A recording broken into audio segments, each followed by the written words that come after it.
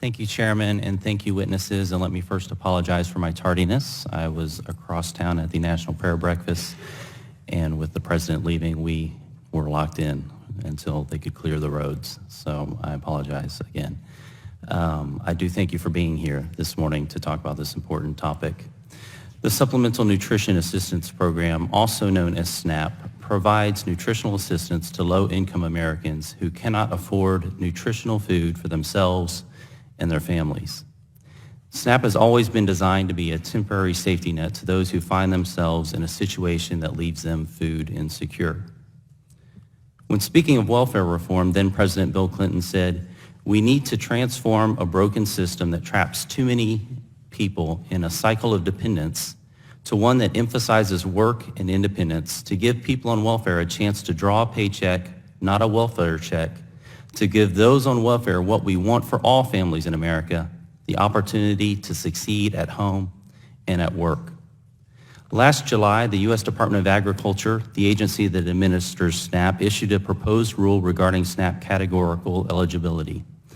Unfortunately, some bad actors in some states out of convenience have taken advantage of loopholes to circumvent the requirements for eligibility beyond what was originally intended. This practice has allowed states to issue SNAP benefits to individuals whose income may exceed eligibility requirements.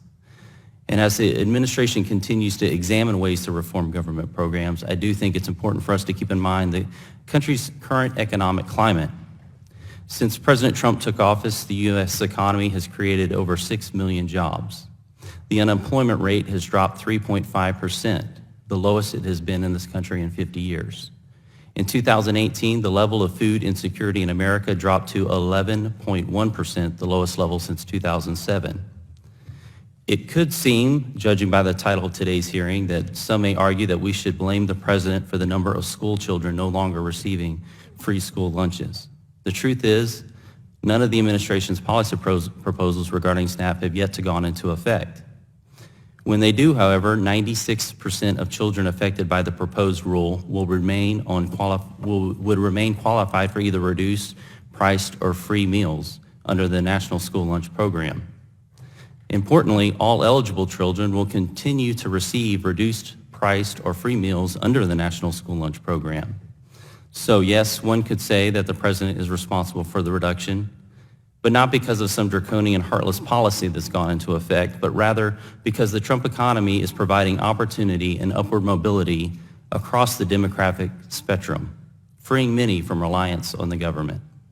Of course, there's still work to be done, and there always will be, but I hope we can have a productive conversation today in good faith on how to ensure that the funds allocated for these purposes are going to those truly in need.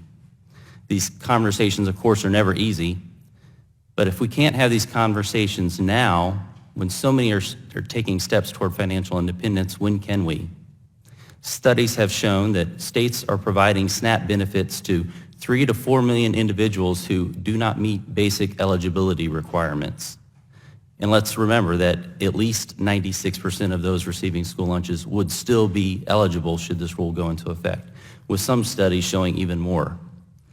I do think it's important today that we keep in mind what real compassion is, because there's a great tendency among politicians here in Washington, D.C. to first convince themselves and then try to convince the American people that our virtue as public servants is measured by how much of their money we spend. And we can often err in choosing to define success by metrics that simply measure activity as opposed to efficacy. Or we can have real compassion that cares enough to do the hard work and due diligence necessary to ensure that our best intentions as Congress are actually producing the desired outcomes.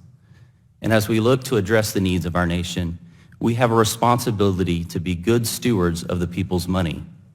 That does mean from time to time that it's not only right, but also our duty to evaluate how programs are working and to make adjustments to ensure that the investment our nation is making is, one, having the desired outcome, and two, being managed efficiently.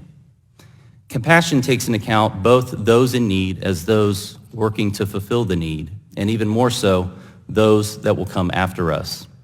As our Constitution states, our purpose is to secure the blessings of liberty not only for ourselves, but also for our posterity. Thank you, Chairman, and I yield back.